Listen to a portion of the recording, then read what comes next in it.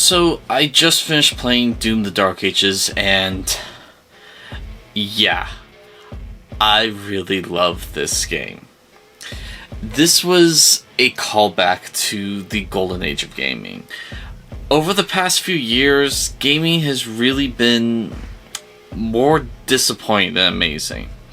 You look at past franchises that have sequels come out recently, from Dragon Age to Call of Duty to even Mortal Kombat, and you can just tell something is missing from these games.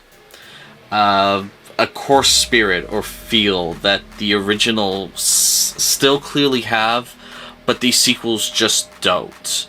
They feel like cheap imitators relying on nostalgia to drag people in, but then force something else that goes against the spirit of the originals that they're trying to trick you with. I bring this up because Doom the Dark Ages does not feel like this. It feels like the same group of guys who made the original 1993 Doom game made this. And hell, literally the same guys who made 2016's Doom made this one. And it feels like every nook and cranny of this game is clearly a Doom game.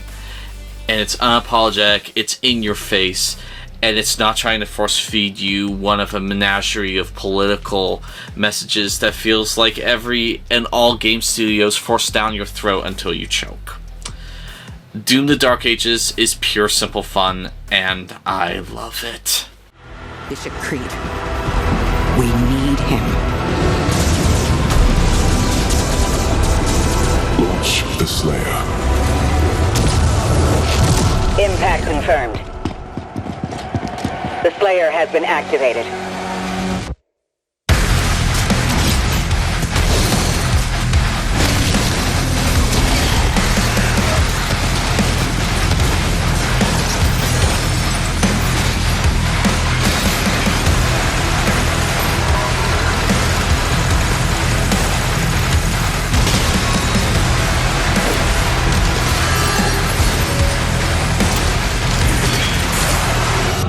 Before I continue, I'd like you to take a moment of your time and help out the channel. The algorithm does not love us at all. If you could leave a like, even a dislike would help. Comment down below, just anything. We're almost to 1,000 subscribers, and we're really trying to break the algorithm, so thank you. So first, I want to begin with my biggest criticism of Doom. And technically, it's kind of my one criticism, and that is the story. I really tried to give the story a pass, but the story is the biggest issue with the game. Now, you might be asking why, and the reason why it's the biggest issue is because they don't explain anything at all. You might go, well, story's not the most important part of a Doom game, and it shouldn't be a focal point of any criticism, because Doom games are not about, story, they're just about gameplay. And normally I would agree with you, you're absolutely right. But this game has the most cutscenes of any game of the Doom series. They put such an emphasis on the story that the fact that so much is left up in the air, it's baffling to me. Like, case in point, who are the Sentinels? I don't know. Are they human? Are they alien? Why do the forces of hell want to wipe them out? And keep in mind, I've not played all of Doom Eternal yet, so if you're going to say they explained all this in Eternal, nothing stated that I had to play Eternal for this prequel. Like, the main bad guy. Is he the boss of hell, or is he just a lieutenant? They never really explain this. Their characters, we never find out what happens to them. Why is this Dark Ages more futuristic feeling than the 2016 Doom Martian future? That doesn't make any sense to me.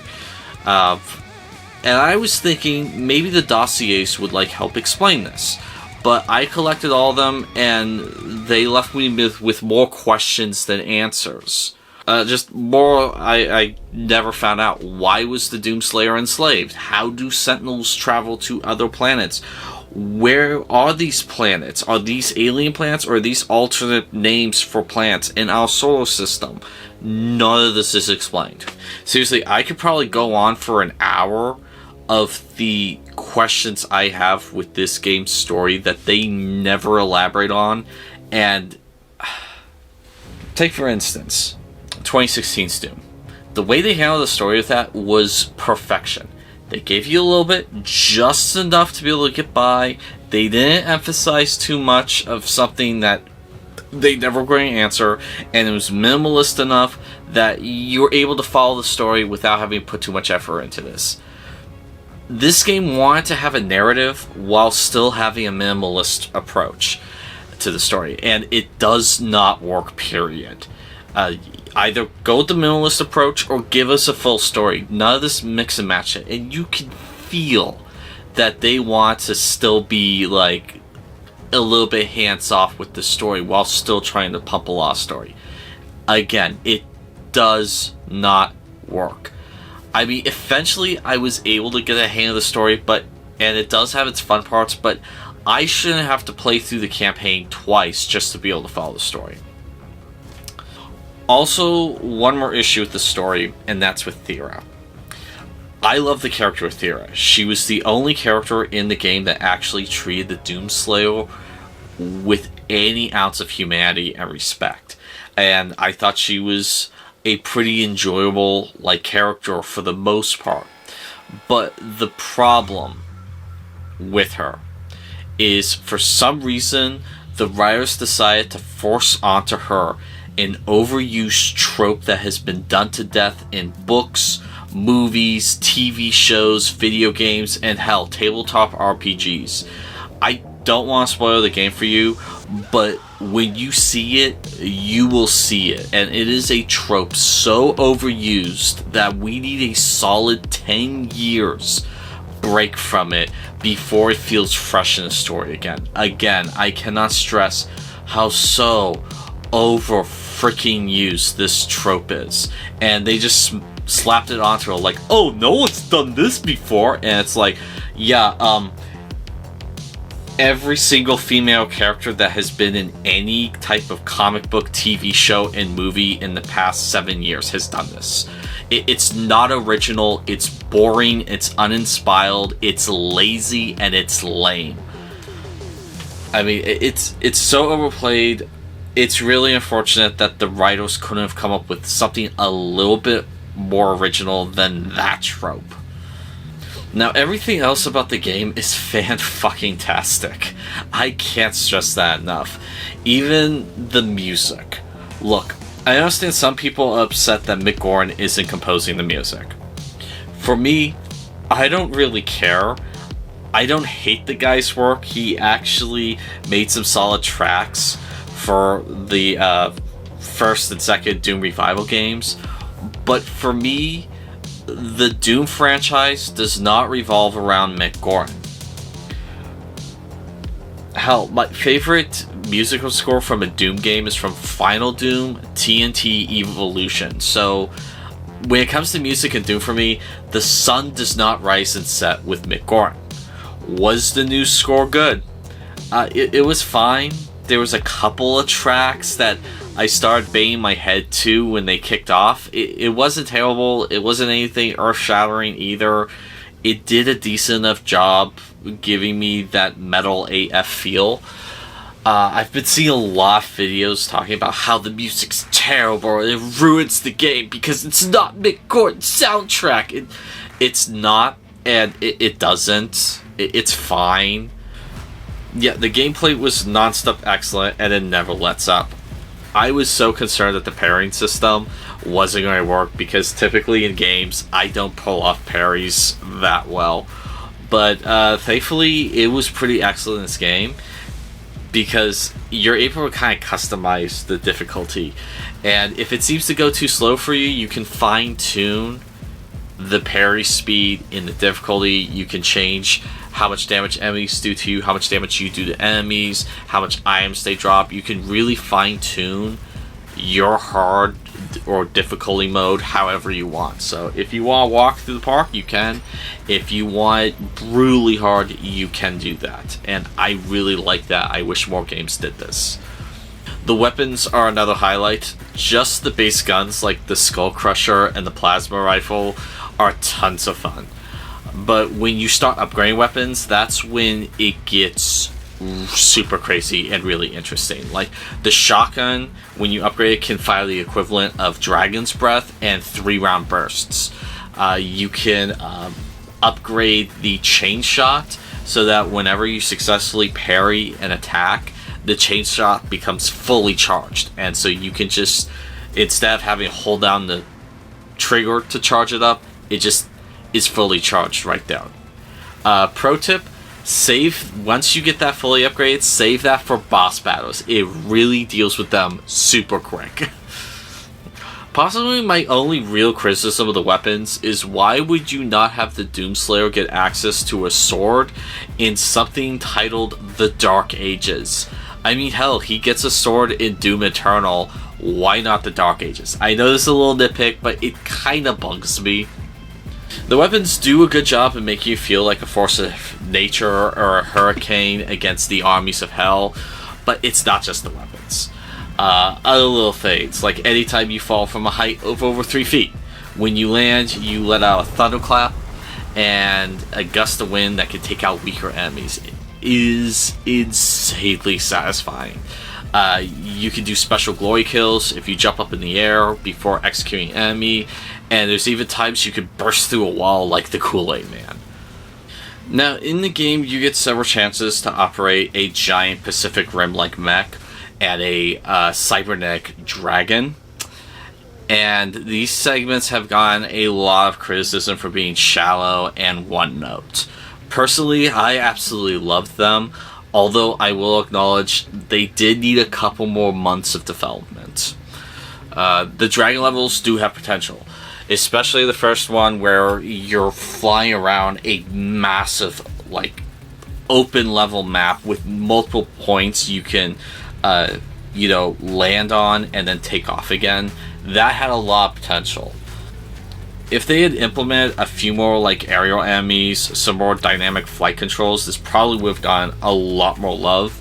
But the way it is, I personally felt that it was great. It could have used another 6 months of development, but all in all, I had fun with them. And as for the mech levels, they're simple, they're a little dumb and short, but every time I was in a mech, I was grinning from ear to ear. With these levels, I felt they only needed another 3 months or so to flesh these segments out. There's definitely something here, and absolutely shows the potential of a first-person Pacific Rim game at some point. I would have liked a few more enemies, a few more attack variations, a few more weapon types, and a few more like blocking and attacking options for my mech / Jaeger.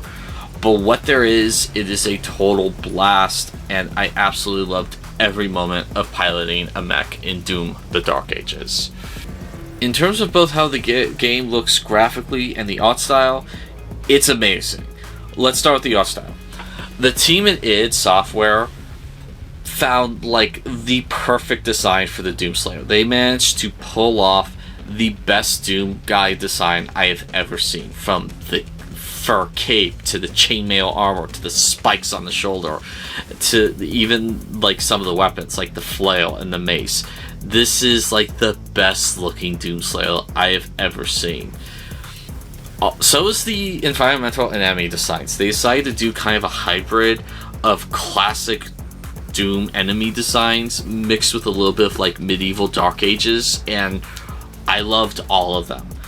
And with the environments, okay, someone was having fun with the environments, because it feels like every location you go to has a story to tell. Especially when talking about the skyline vistas. Oh my gosh. Hats off to whoever made the skyline vistas. At least once a level, you get to look out across a massive skyline that is some of the most striking environments I have ever seen in anything. In movies, in cartoons, in TV shows, in video games, anything. These are the GOAT of environmental skylines looking off in the distance. I mean, hats off to whoever created these vistas. It feels like each one has like an hour story to tell you, and they are amazing. Now, over on the graphics side, I feel like this game subtly was one of the few games that's trying to be a true next-gen game from the PS4 and Xbox One generation without actually like being bombastic about it. Like, you know what I'm talking about. I played this on Series X, and the game managed to run a smooth 60 frames per second with a lower to medium quality ray tracing enabled. Something that I feel most PS5 and Series X games should be able to do, but the developers just don't bother taking the time to do it. Seriously, why is it that, you know, a first-party PlayStation game can't do this, but Call of Duty can at 60 frames per second with ray tracing? It just doesn't make sense to me, but I digress. So, is there a slowdown? It's possible, but I never saw a moment where the game was clearly chugging to get through the sequence I was in. And to my surprise, there isn't a toggle option to turn on performance or quality. It's just all implemented from the start. Now, granted, keep in mind I'm not Digital Foundry. I'm sure someone can point out that it's not in full 4K and it might not be locked to 60, and you know, this is just what I experienced as a casual gamer. It felt like I was getting 4K ray tracing and 60 frames per second. Now, I have heard there are some issues with the PlayStation 5 version, but I mean, I'm sure those are going to get patched up in future updates. I think the PlayStation 5 is perfectly capable of running this game, and it's probably just an optimization issue. So anyway, to conclude, Doom: The Dark Ages is one of the best games I've played in the past couple of years. My only real beef with the game was the story and the clunky nature of how it was told. Once I got the hang of the story, it was fun. Everything else was a throwback to the golden age of gaming, a time where a dud was an occasional thing rather than a common occurrence like it is today. Doom is loud, bombastic, metal AF, and I loved every blood-soaked moment of it. My name is Chris Ricard with 11 Hour Reviews, and that will be all for today.